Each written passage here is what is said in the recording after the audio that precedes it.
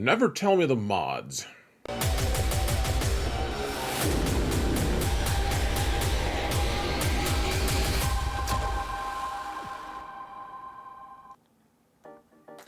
Hello everyone, and welcome to another episode of Xerath Prevails. We skipped September for your monthly training on how to apply mods so they're not horrible on your account, folks, and so we're making up for it.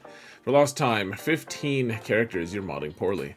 Now remember, some of the characters on this list are actually just characters that people have been asking me about a lot. They might have some repeat from the other parts of this series, and other ones I created kind of a theme out of it a little bit. A lot of these characters, we're going to go over other pieces of it, but all these characters want crit chance for one reason or another, so we're going to highlight that.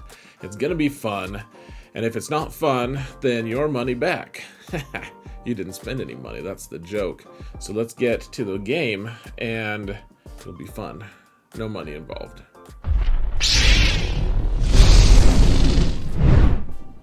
Whoa! Madness. We're in Game of Thrones? That's crazy. Alright guys, so we have Qi'ra here, and she is... she's an interesting character. Wants lots of stuff. She wants potency, she wants speed, so she can keep up with people. She wants to have crit chance as well. A couple different places she wants crit chance. So first off, keep in mind that it doesn't have to be on her turn, but they're on... Let's see, if any single enemy... So at the end of each turn, if any single enemy suffered more than one crit hit this turn, Qi'ra becomes prepared. Remember, so it's one character. It's not like one character and another character. They each receive a crit. It's people getting a crit twice in one turn. So keep in mind, she hits twice. She deals damage to target enemy twice, inflicts offense down, does this stuff. Okay, if this attack scores a critical hit, also daze them, and if both of them are crits, it deals bonus damage. The bonus damage is usually negligible. The daze is sometimes, it's like whatever, but she wants that crit chance, guys. If she can crit a couple times, she'll just create her own prepared. It doesn't quite work, does it? So I don't have a ton of crit chance on her. However, 78%, she's at Relic 5. If you don't have her at Relic 5, here's the thing, guys. She is also, if she's the lead, she doesn't need as much because she gets 20% crit chance. So just keep in mind, there are things that give her crit chance, but if she doesn't have enough, you might want to give it to her. It's worthwhile, folks. There's a lot of different things that she does with all the various things. Plus, the people who are with her kind of want crit as well, because once they crit a certain number of times, they get all these cool stats. Otherwise, yeah, I have some health set mods here. Probably need to be replaced with either potency, because she really wants to land stagger on people, or she wants to end days, for that matter, or she wants crit chance. Rendar wants crit chance. We've gone over his modding a little bit, guys. He wants speed. He is really naturally fast. One of the fastest characters in the game. If he's the leader, which a lot of times he's going to be, let's just face it, he's going to be plus 20 speed because he's support, and he's 382 here. I mean, I realize this is a pretty gnarly speed set, but it's pretty good. Crit chance for him, though, guys. There's a lot of reasons for this. He's probably one of the most important characters to have crit chance. His ship is also very crit chance oriented, actually, but here we go, guys. So hold on, let's actually back up to his unique, which is like a little miniature leadership on its own. So it doesn't even have to be the lead in order for this to work. But whenever a prepared ally scores a critical hit, all prepared allies gain 2% turn meter. This doesn't sound like much. 2% is like, meh. It's literally 2% if you can do the math. So here's the thing that's awesome about it, though, folks. First off, he does this hit. It does damage 3 times to all enemies. It can't miss. And if you can crit all of them, which granted a lot of them will have crit chance, crit immunity, something like that, he's still going to be able to, he's going to land all these dazes and all the things, doesn't dispel stealth, all this cool stuff. Can't be evaded or it can't be resisted either, which is fancy. So you don't really need potency on him either. You just want to be able to crit because it hits in 5v5. This hits 5 different characters, 3 times each. That's 15. If you crit all 15 times, that is 30% turn meter for your entire team. Now, with the current datacrons especially, this is good, but even without, that's pretty nice. The other thing is, well, this one doesn't matter as much. This one, though, so he deals damage 3 different times. For each critical hit, call another random prepared ally to assist. They deal less damage, but keep in mind he's going to be hitting 3 times, so that's going to be 6%. That's not too much. However, he's also going to be calling other people to assist, and it doesn't matter how much damage they do. In a lot of ways, a lot of times, it's just going to matter how much he is, like how many hits they're doing to be able to cause, status effects, or, like with Qi'ra, she might be, well, if he's the lead, it doesn't matter, but she might be generating prepared for herself, or, depending on if you have the Omicron, if it's GAC, etc., that might be actually pretty relevant. Or it gives a status effect. It gives everyone more turn meter, though. So if he fires 3 times, and then everyone else, if Qi'ra shoots twice, a couple other people shoot a couple times, like, that could be a pretty decent amount of turn meter as well. Not to mention, if he is called to assist, that's just one part of a bigger chain. So they call him to assist, like Qi'ra calls everyone to assist, including him. He calls people to assist. They assist. Maybe they're calling other people to, it's all the assisting there is, folks, and all the turn meter.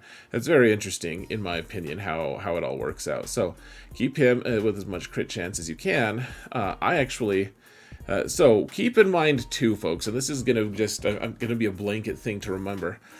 Being over 100% crit chance is not a stupid thing. It's not dumb, because here's the thing. If someone has 1 crit avoid arrow, which a lot of tanks have these days, and a lot of people have kits that have crit avoid out their ears, like the second someone walks in with an 80% crit avoid, that really knocks down a ton of his ability to impact the match by giving turn meter. So keep in mind it's additive. So if they have a crit avoid of 50%, or let's just say 53% to keep the math easier, if it's minus 53%, that's going to only be 80% crit chance. Like, sure, maybe that's going to crit every time, but that's still, 80% crit avoid is pretty gnarly. You want to be able to have as much, like a little bit of overlap as possible, or overflow as you can. So really good stuff, folks, to have. So like I think this is, he does a lot of damage too. I did put a crit chance triangle on him. And then, getting some offense is pretty nice on him as well. Like, lots of speed, folks. Lots of speed. He's a fast fellow. All right, Greedo is one that a lot of people have had to gear recently. They don't know really how to mod him, and that's great. He wants crit chance too, guys. So he wants crit chance, and he wants potency. Potency just so that he can stick his thermals. Tell you where you can stick that thermal. However, let's see. So. Yeah, those payouts doesn't matter. Let's see, his unique. Yeah, so okay. So he has extra crit chance built in, and a 50% chance to attack again whenever he scores a crit hit. He's one of those characters that in theory could kill almost any character in the game as long as he can crit them. And so you just want a lot of crit chance, guys. You could just hit and hit and hit. I've had matches where he just hit me like 10 times in a row and killed me, when I just shouldn't have lost that character. That's been a while since that happened, but it's very good. The other piece of it, folks, is he also, if you put his Zeta on him, he reduces their turn meter, and then he gains turn meter, so it just takes another turn immediately after that, depending on, so this is just, reduce target enemy's turn meter by an amount equal to Greedo's critical chance. So if he has 100% critical chance, then you reduce their turn meter and he gains 100% critical chance. And then you can see all the other things that happen to you as well. It's a very cool ability, folks. So being able to link shots non-stop, like that awesome song, and being able to, apply some thermals, being able to reduce turn meter. He's a control character, and I've actually seen some people use him to very good effect. Now that he's Relic 6, I'm going to be looking into using him some as well. Now Mando is one that he wants to crit, and he wants everyone else around him to crit.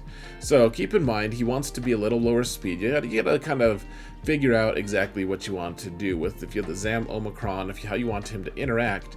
But keep in mind, folks, every time he crits, and he can be called to assist by a lot of different people.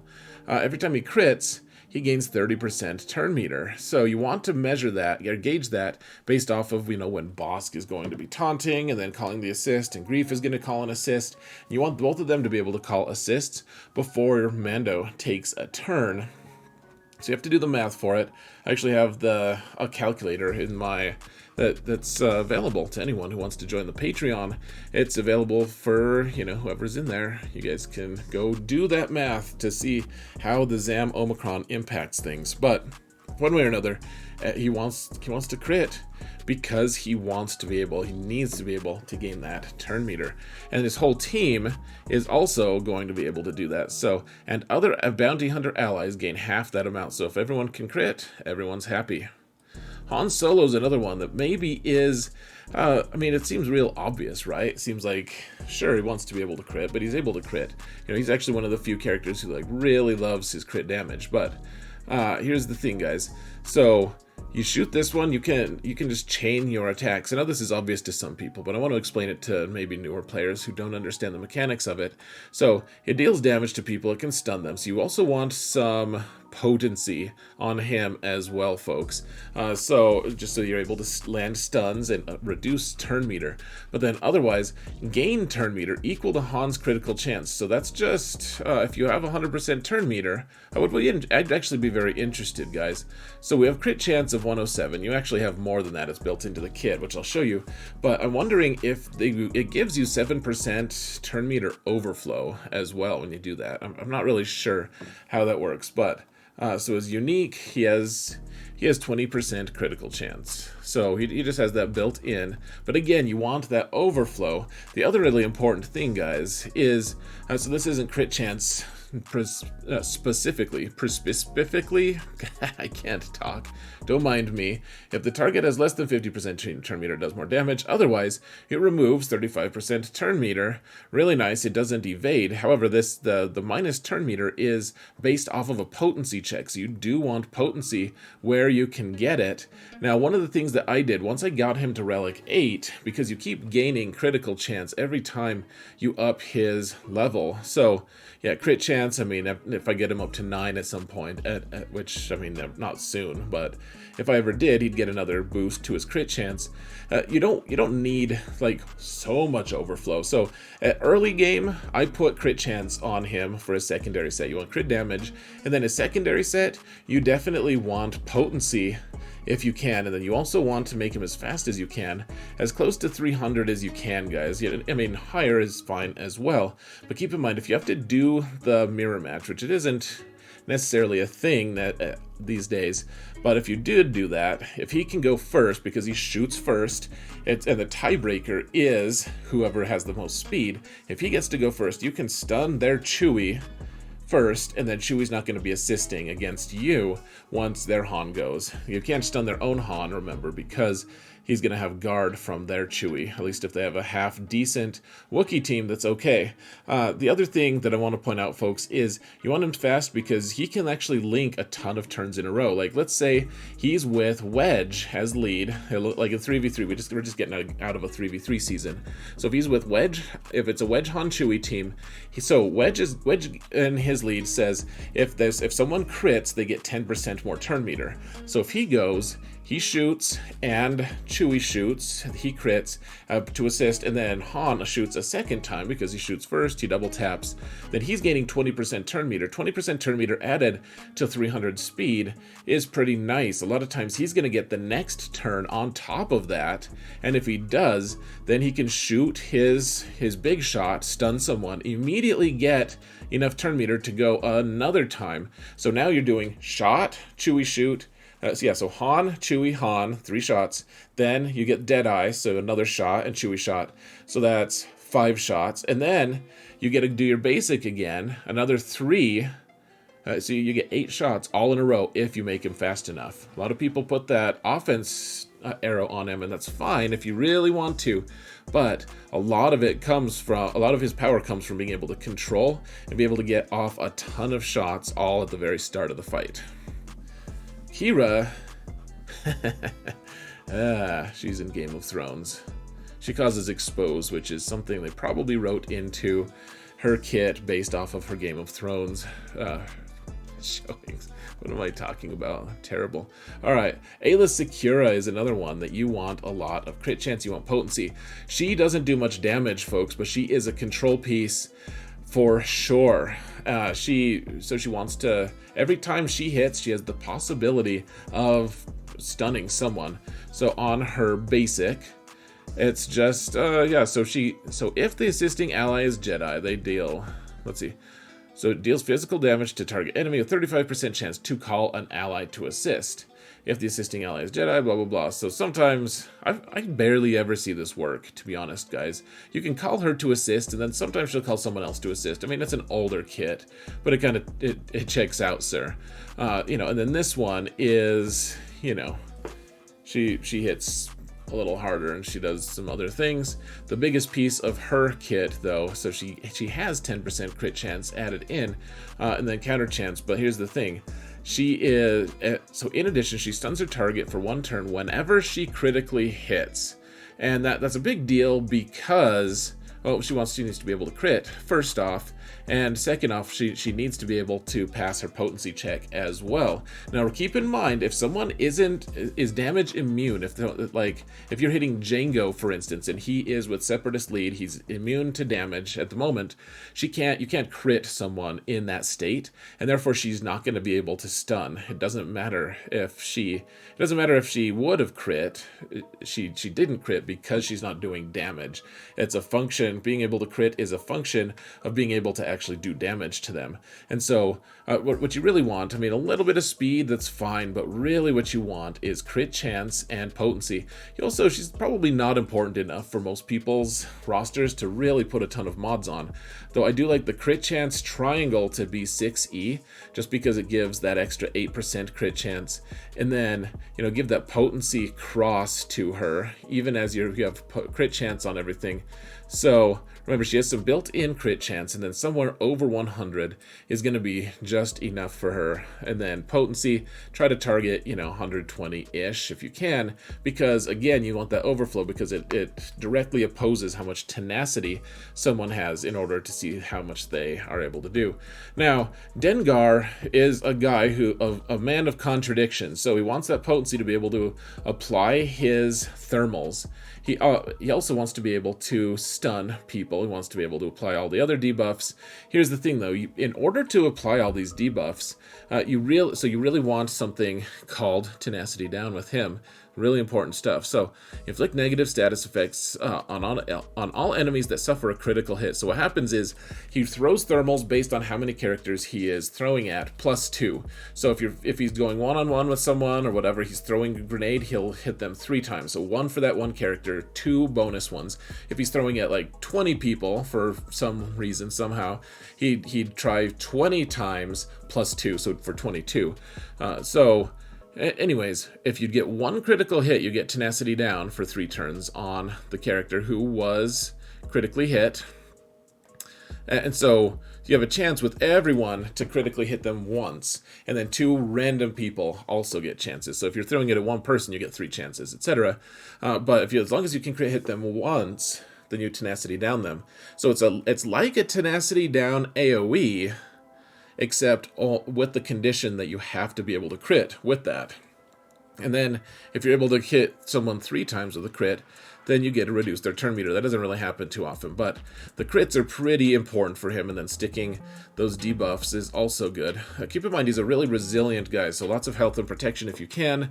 Once again, a little bit of speed, but he's one of those guys who it's like, well, how much am I really going to be using him? Sometimes early on you can. He's, you know, I think he's required Relic 5 at some point. But let's see. So give him a little potency, you know, 100% is decent.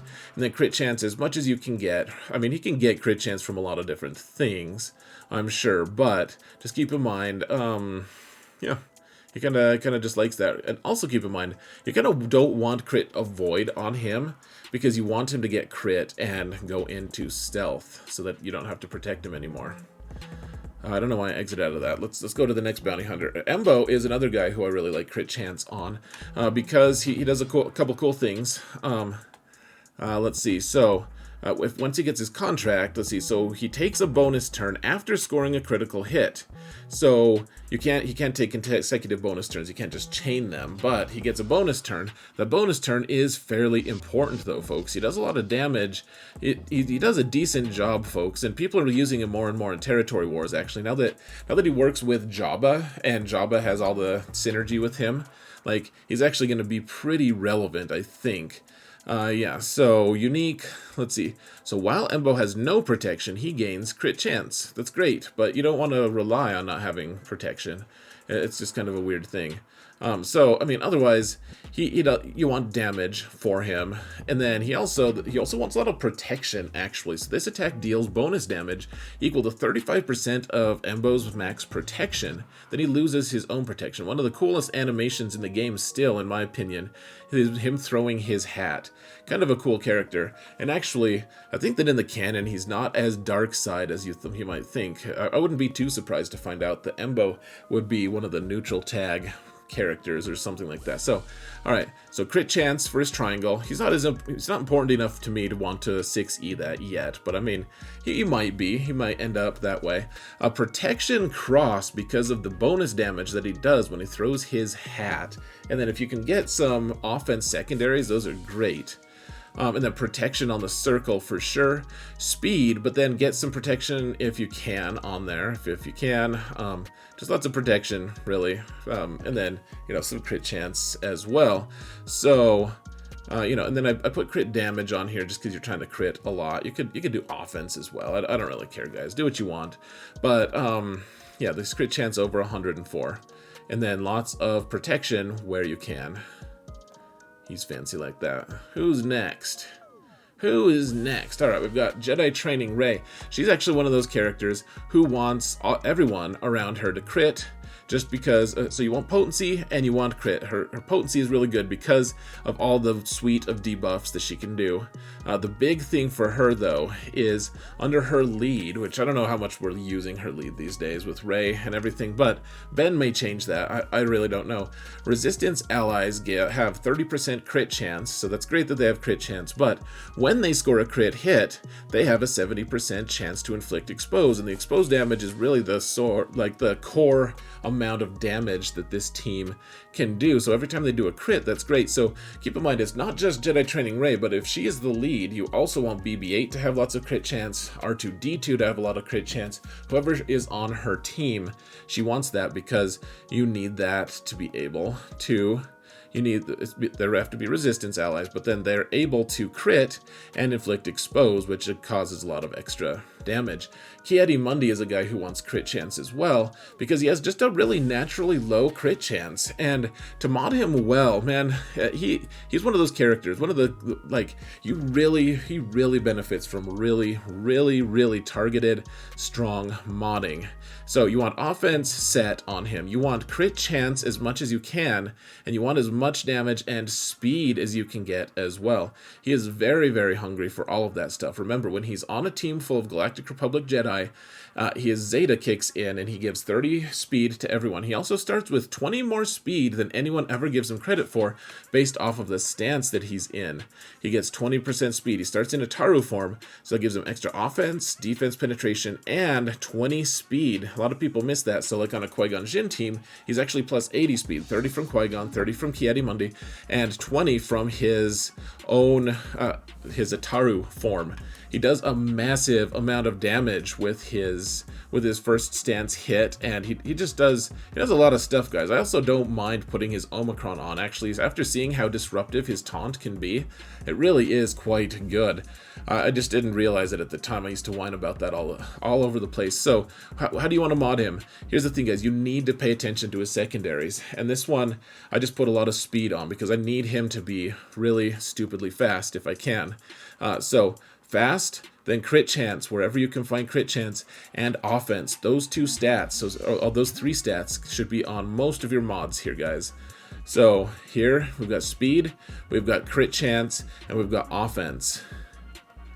Here we've got speed, That defense is pretty rockin', actually, guys. And then some health, because offense is already up here. I guess we don't need the crit chance because of the crazy speed. And the defense is just pretty nice, honestly. On his arrow, you can put speed on, but then get some gnarly offense set stuff on him.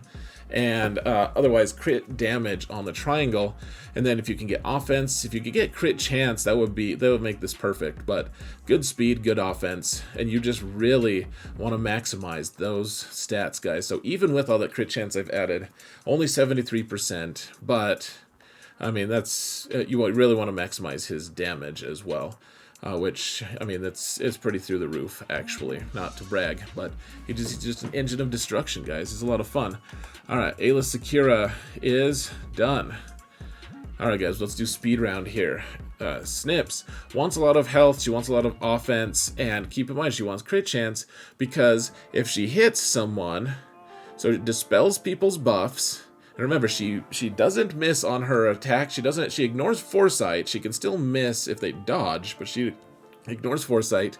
On a crit hit, dispel all debuffs on Ahsoka and another random Galactic Republic ally. So keep in mind that you can dispel a lot of different people with her, like depending on who she is with. Otherwise, you just want her to, so she has extra max health. She wants all this stuff. You want to make her. You just want to make her, you know, give her 60 mods because of her ship. You want to make her to be able to hit. I like to put a lot of health on her so she's more survivable, because a lot of times she's not there for the damage. She's there because I need her to survive, and she needs to be there to assist, and she needs to be able to survive as long as she can. So I just put a lot of health on her, I think, if I remember correctly. Yeah, just tons of health. Make her a thick girl. Alright, Geospy wants a lot of things. He wants, apparently this says he. Let's see. He scores a critical hit. Whenever he scores a critical hit, let's see. So whenever they do a crit, they gain stealth, which is nice. Whenever Geo inflicts a debuff, Geospy gains turn meter. But the main thing is, you know, scoring a crit hit. Not to mention this massive